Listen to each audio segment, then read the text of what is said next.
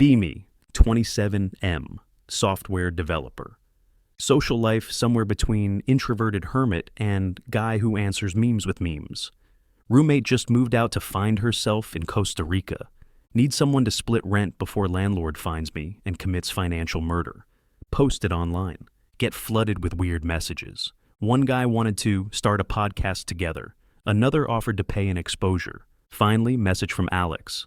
Hey, I'm clean, quiet, and have a job. I don't care if you're weird as long as you do dishes. Perfect.jpg. Meet her in person. Short black hair, half-sleeve tattoo, septum piercing, oversized flannel. Strong lesbian with opinions energy. Immediately tells me she's gay, before I even ask. Just setting expectations, dude? Cool, same, I'm straight. Good. That means we'll get along. Shakes my hand like she's signing a peace treaty. First few weeks go surprisingly well. She cooks, I fix stuff. She watches artsy lesbian dramas, I play Elden Ring. She teases me constantly. You eat like a raccoon. You dress like one too. I fire back. You have enough flannels to start a lumberjack cult. Yeah, and you'd still be too lazy to chop wood. This is our love language, but we don't know it yet.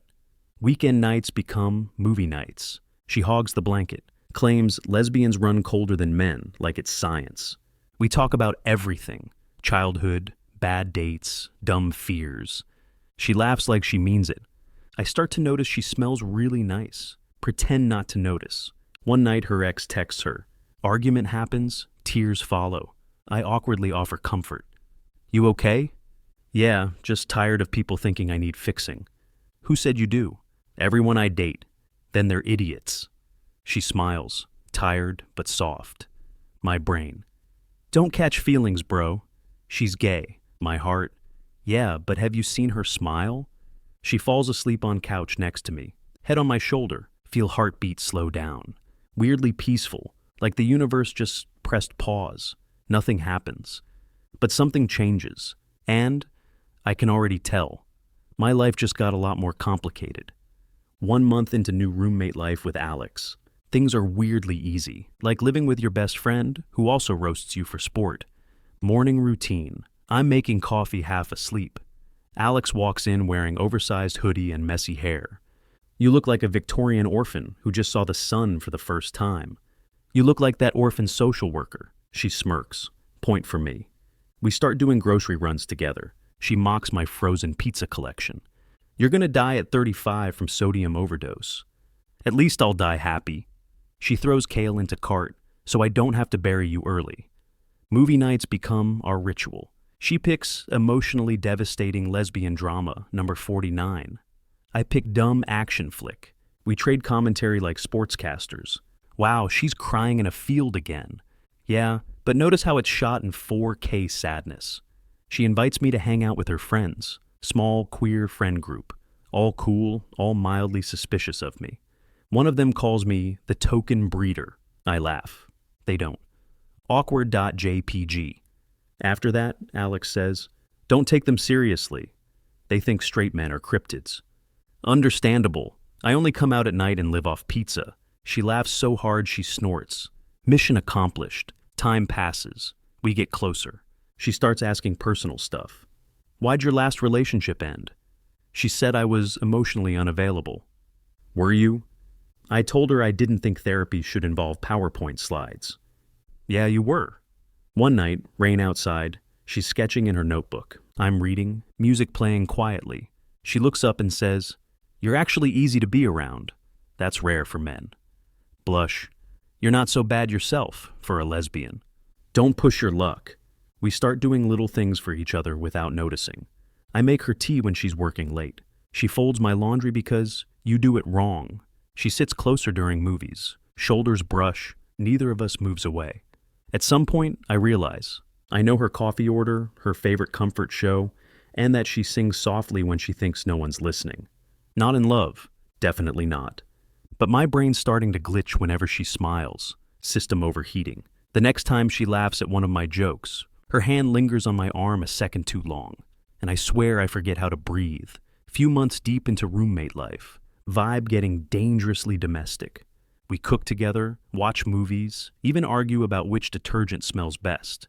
Basically married minus paperwork and tax benefits.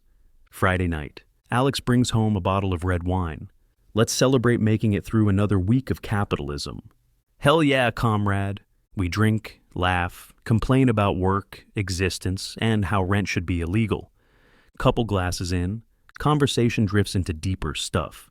She talks about her ex, the one who cheated, says she hasn't trusted anyone since. I thought she was my person, she says quietly. Now I just assume everyone leaves. Ouch.jpg. I tell her about my failed relationships too, how I always end up being the safe guy who doesn't spark enough chaos. Silence for a second. Rain outside, low light, quiet music. She looks at me differently, not teasing, more like she's seeing something new. You're not boring, she says softly. You just make people feel safe. That's rare. My heart commits Sudoku. She gets up, walks to window. You ever think we're just wired wrong? Constantly. She turns, eyes a little glassy. You're not what I expected.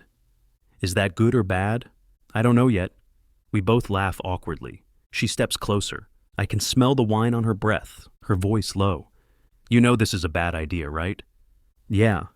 Neither of us moves away. Somehow we're kissing. Slow, hesitant, like testing gravity.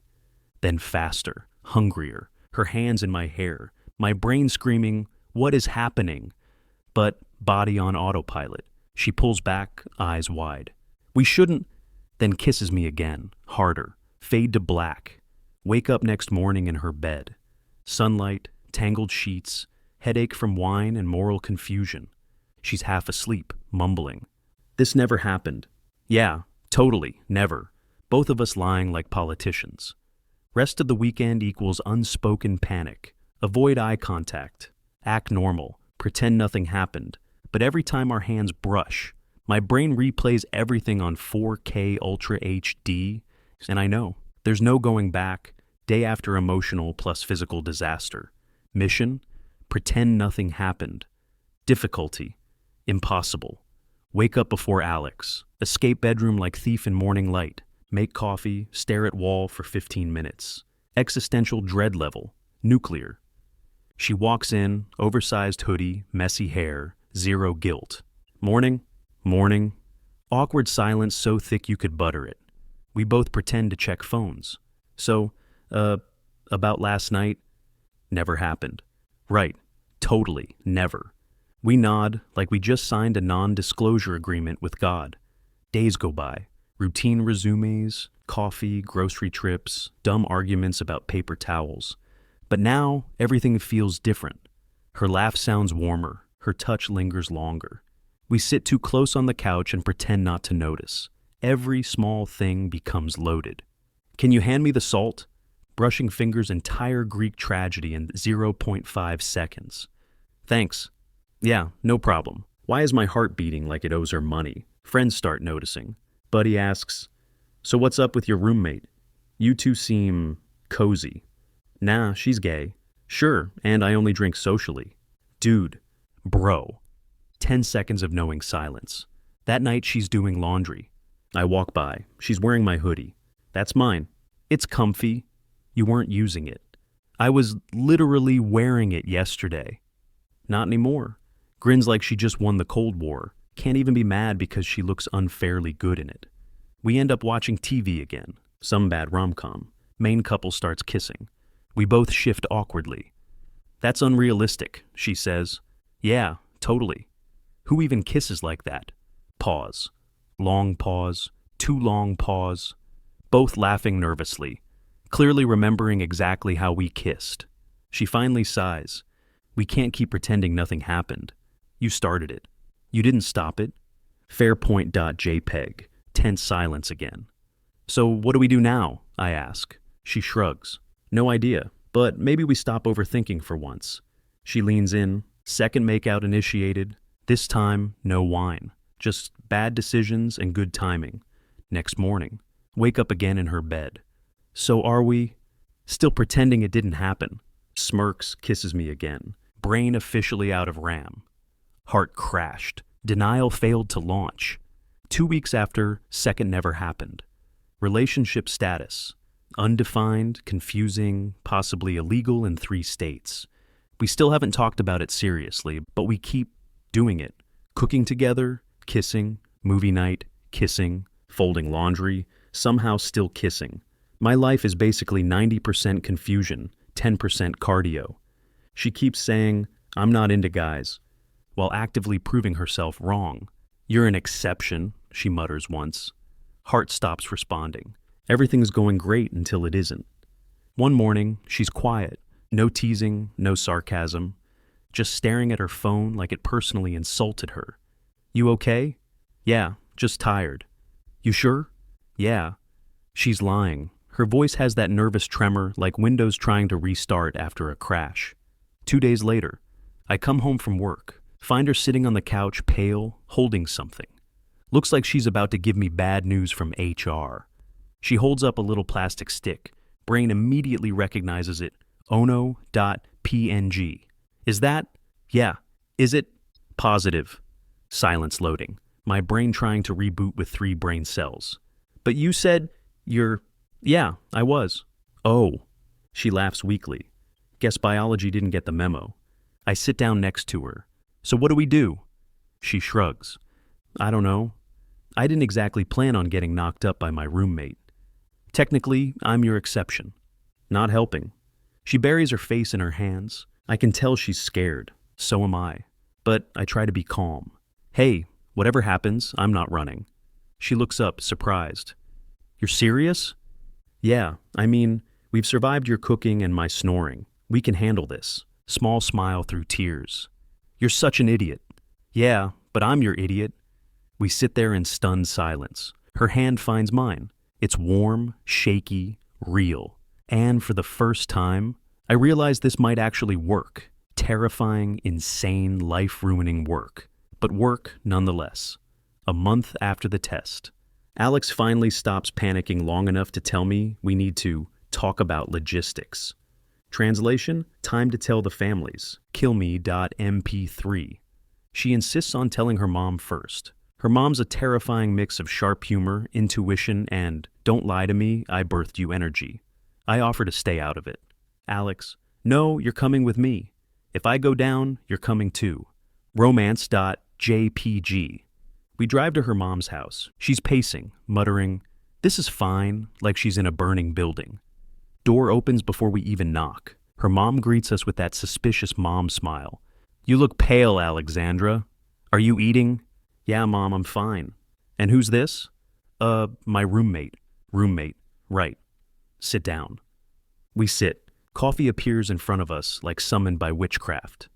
10 seconds of silence. Her mom looks between us. Okay, who's pregnant? Alex chokes on her drink. How dash. Mothers know things. I'm trying to hold it together while Alex explains. Her mom listens, nodding slowly, then sighs. So, let me get this straight. You've been roommates with a man, you're gay, and now you're expecting? Basically, her mom pinches bridge of her nose. You always have to do everything the dramatic way, don't you? Turns to me. And you. You better not bail or I'll find you.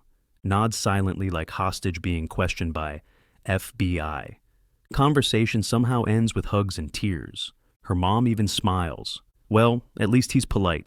You could have done worse. Me, best review I've ever gotten. Next, my parents. They live 2 hours away. Traditional, Catholic, think lesbian pregnancy is a genre of bad TV. Tell them I'm bringing my girlfriend for dinner. They're thrilled. Until we walk in and my mom says, oh my God, she's adorable. And Alex goes, thanks. Also, surprise, I'm pregnant. Fork drops. Dad stopped responding. Explain the whole story. How we were roommates. It wasn't planned, but we're in it together. Mom goes from confused to crying, to hugging, to crying again. Dad just mutters, well, guess I'm gonna be a grandpa. Which, honestly, is more support than I expected. Drive home in silence. Finally exhale. Alex, that went weirdly well. Yeah, no one yelled or disowned us. Kinda disappointed. I expected more drama. Don't say that. You'll summon it. She laughs, rests her head on my shoulder. I still can't believe this is our life. Me neither. But it's ours. For first time, she doesn't look scared. She looks sure, and for first time, so do I. 6 months later. Alex now officially in cute pregnant glow phase. She's radiant, confident, terrifyingly bossy. Still somehow, looks like she could kill a man and look great doing it. We've settled into weird domestic bliss. Shared grocery lists, late-night cravings, arguing about baby names like it's the UN. She wants something gender-neutral and artsy. I suggested Greg.